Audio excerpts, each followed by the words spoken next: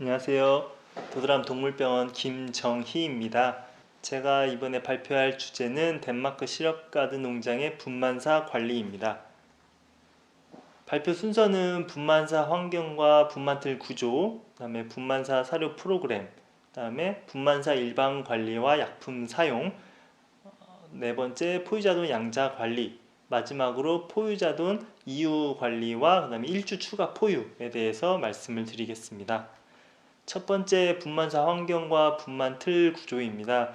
분만사 환경은 20에서 21도, 습도는 65에서 70% 정도 일정하게 유지를 하고 있습니다.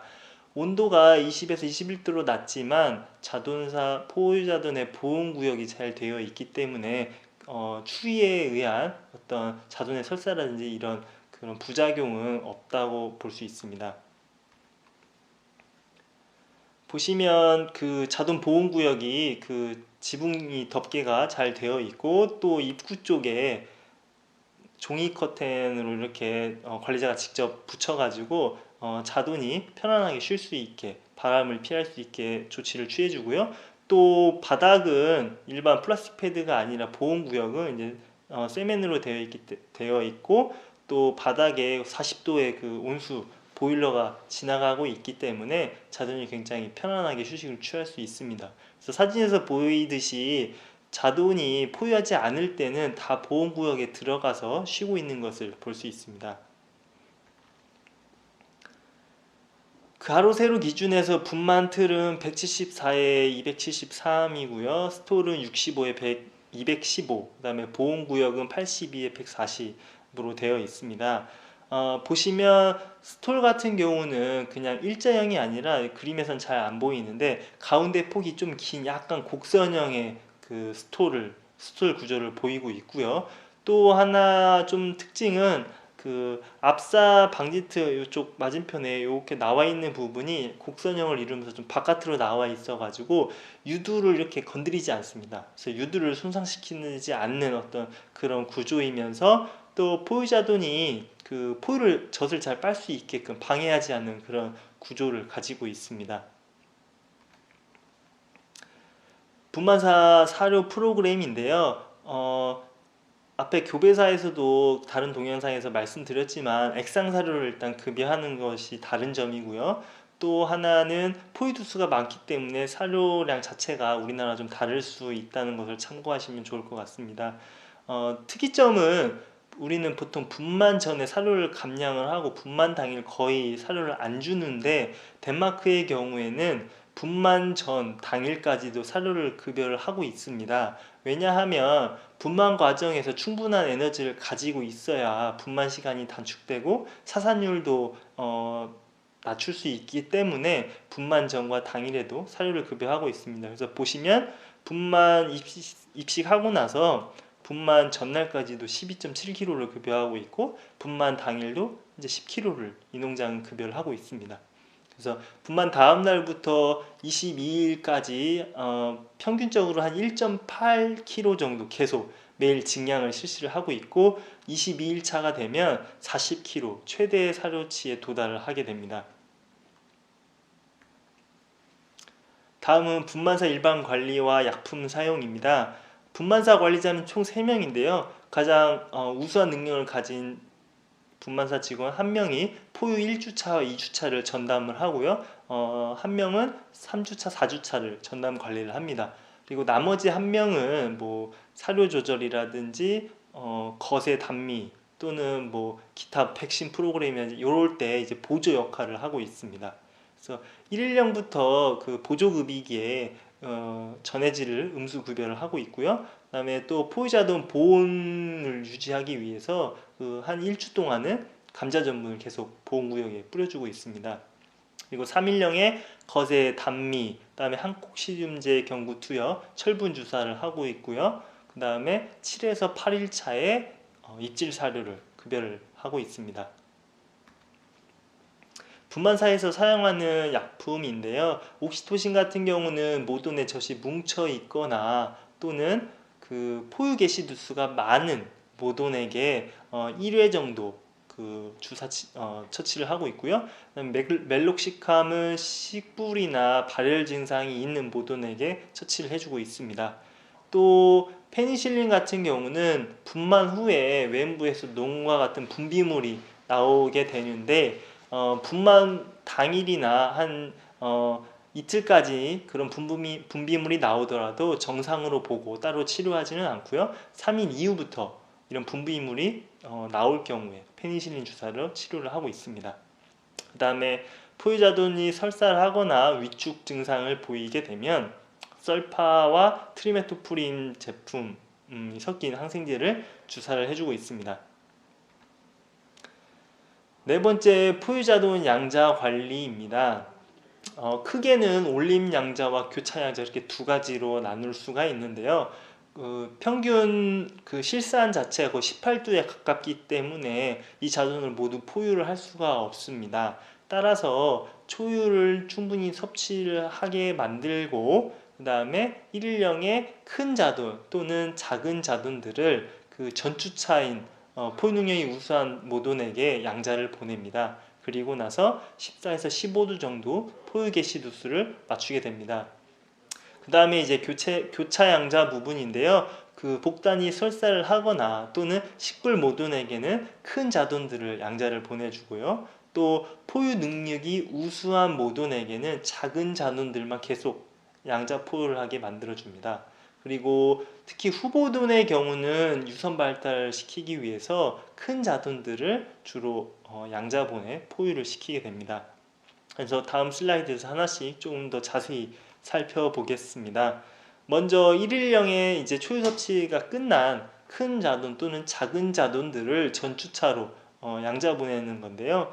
현황판을 보시면 지금 53모돈 같은 경우는 10월 8일 날 21두를 분만하고 14두를 포유를 했습니다.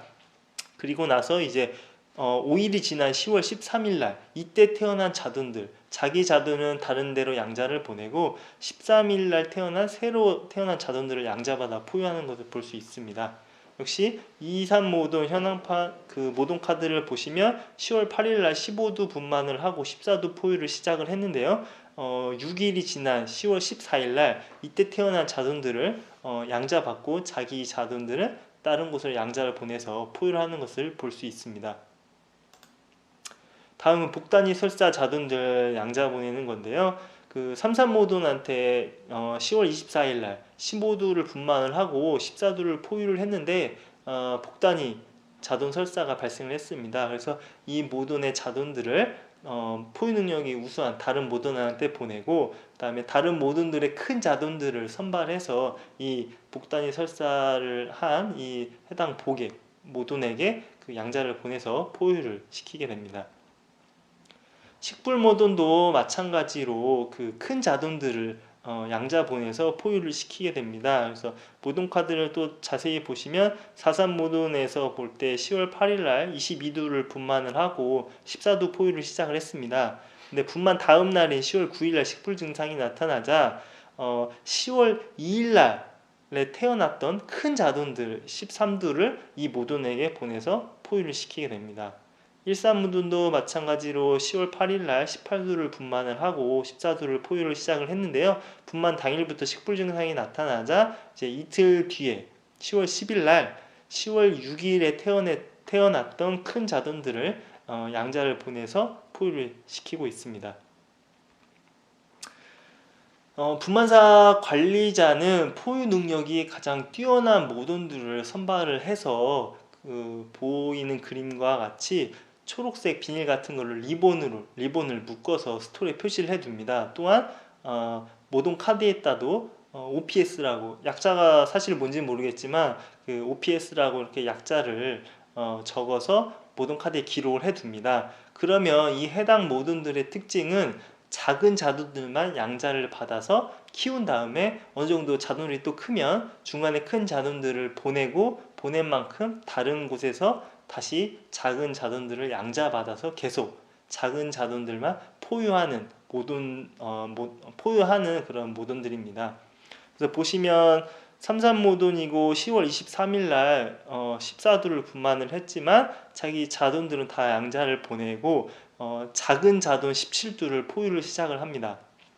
그리고 나서 하루가 지난 24일 날에 이제 17두 중에서 6두 정도가 이제 하루 동안 포유를 잘해서 어느 정도 크다 보니까 이 6두는 다시 다른 모돈에게 양자를 보내고, 그리고 다른 모돈에서 그 작은 자돈들 5마리를 받아서 다시 포유를 하는 것을 볼 수 있습니다.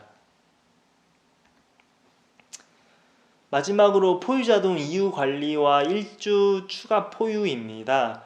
포유 개시두 수가 높다 보니까 28일 포유 기간 동안 계속 포유를 하지 않습니다. 이 농장 같은 경우는 28일 포유 기간 동안 한 30% 이상의 모돈들은 2번 내지 3번 이유를 하게 됩니다. 그래서 2번 이유하는 모돈은 3주차 정도에 한 번 이유를 하고, 그다음에 이제 28일에 이유를 하고요. 3번 이유하는 모돈의 경우는 2주차에 한 번, 3주차에 한 번, 마지막으로 이제 28일 포유 마칠 때 3번 이유를 하게 됩니다. 특히 이제 2번 내지 3번 이유하는 모돈들은 초산돈들이 주로 많습니다. 왜냐하면 초산돈들은 유선 발달시키기 위해서 큰 자돈들을 양자받아서 포유를 하기 때문에 한 2주 포유하고 이미 큰 자돈들 시작부터가 컸기 때문에 빨리 이제 잘 큰 자돈들을 미리 먼저 이유를 통째로 하게 됩니다. 그래서 초산돈 비율이 높고요. 그래서 제가 전산을 쭉 봤을 때 26주 동안 평균 복당 이유 두수가 15.4두인데요. 이유당 이유 두수를 이렇게 환산을 해보니까 한 11.6두로 이렇게 계산이 됐습니다. 그리고 43주차 저희가 방문했을 때 제가 이후 예정인 모돈들 쭉 현황판을 살펴봤는데요. 82두 중에서 28두인 34% 정도가 이미 한 번 이상 이유를 했던 모돈들이 있었습니다. 그래서 보시면 현황판을 그 모돈 카드를 보면서 자세히 한번 보겠는데요. 219번 모돈의 경우는 9월 30일 날 16두를 분만을 했고 14두를 포유를 시작을 했습니다. 그런데 분만 다음 날인 10월 1일 날 자기 자돈은 다른 곳에 양자를 보내고 큰 자돈들 14두를 양자받아서 포유를 시작을 합니다. 그래서 큰 자돈들을 먼저 포유를 하다 보니까 10월 16일 날에 이 큰 자돈들을 한번 이유를 합니다. 그리고 10월 16일 날 이유를 하고 나서 10월 9일생인 자돈을 다시 양자받아서 포유를 하고 28일에 27일에 2차 이유를 하는 것을 볼 수 있습니다. 3번 이유한 거를 보시면 223번 같은 경우는 9월 28일 날 15두를 분만을 했고요. 다시 또 분만 당일 초유만 먹이고 이제 양자를 보내고 큰 자돈들을 14두를 양자받아 포유를 시작을 합니다. 그리고 10월 8일 13두를 1차 이유를 하게 됩니다. 9월 28일에서 10월 8일까지 약 11일 동안 포유를 하고 이 자돈들을 이유를 했고요. 그 다음에 다시 10월 8일 날 9월 28일 태어난 자돈들을 양자를 받아서 포유를 하고 8일 정도 포유를 한 다음에 10월 15일 날 다시 이 자돈들을 이유를 시킵니다. 그래서 총 2차 이유를 하고요. 그 다음에 10월 15일 날 2차 이유를 하고 나서 10월 8일생을 다시 양자받아 포유를 한 다음에 10월 27일 날에 마지막으로 3차 이유를 하게 됩니다. 따라서 모돈 기준으로는 포유 일수가 28일이 좀 넘지만 자동 기준으로는 한 21일 정도 됩니다. 왜냐하면 2번, 3번 중간에 이유를 하기 때문에요. 그리고 이렇기 때문에 주로 초산돈에서 2번, 3번 이유하는 비율이 높기 때문에 그 전산상에서 일산의 복당 평균 이유 두수가 20.4두로 굉장히 높게 나타나는 게 바로 이 이유 때문입니다. 그 자동 기준으로 포유 일령, 이유 일령이 낮고 또는 이제 이유 일령이 되더라도 작은 자돈들이 있기 때문에 추가로 일주 포유가 필요한 경우가 발생을 합니다. 그래서 그 분만사 담당자는 이유 전날에 일주 추가 포유할 해당 자돈들과 모돈을 그 모돈 카드를 접어둬서 기록을 해두고요. 그리고 이 모돈들은 이제 다른 분만사 그 10개 스토리에 있는 다른 추가 포유할 수 있는 분만사로 이동을 시킵니다. 이 해당 모돈들의 자돈들을 한번 살펴보면 9월 25일에서 10월 1일 분만하고 10월 27일 날 그 같은 그룹들은 10월 27일 날 이유를 하게 됩니다. 그런데 27일날 이유하지 않고 일주일 더 포유한 모돈들의 경우는 보시면 9월 30일날 분만을 했고 10월 22일날 1차 이유를 합니다. 그리고 이 22일날 이유를 하고 나서 10월 14일생을 받아가지고 10월 14일에 태어난 자손들을 받아서 포유를 시작을 합니다. 그래서 10월 14일날 태어난 자손들이기 때문에 만약에 얘를 똑같은 그룹 내 모돈들과 동일하게 27일날에 이유를 하게 된다면 이 자손들은 그 이유 일령이 14일밖에 되지 않습니다. 그래서 1주 추가 포유를 하게 되고요. 또 10월 1일날 분만을 했고 10월 21일날 1차 이유한 모돈이 10월 21일날 다시 17일에 태어난 자손들을 포유를 하게 됩니다. 이 자손 역시 만약에 10월 27일에 같은 그룹과 같이 만약에 모돈이 이유를 하게 되면 이유 일령이 11일밖에 되지 않습니다. 따라서 이런 자손들을 1주간 추가 포유를 실시를 합니다. 네, 제 발표는 이것으로 마치겠습니다.